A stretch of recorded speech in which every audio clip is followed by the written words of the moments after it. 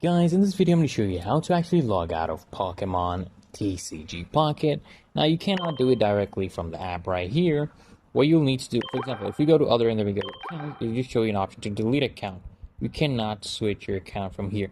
So what you actually need to do, guys, if you want to switch your account or actually log out of your Pokemon TCG Pocket, what you're going to do is go to your home screen. For example, if you're in Android, you're going to hold your app and basically you want to click install. And then it's going to ask you, do you want to install this app? Just press OK. And basically what's going to happen is going to log you out basically and install the app completely. So you're going to lose all your data of the app. So when it's actually re-downloaded, you go and re-download the app. Don't worry, if you connected it to your Google account, don't worry guys, you will not use your data.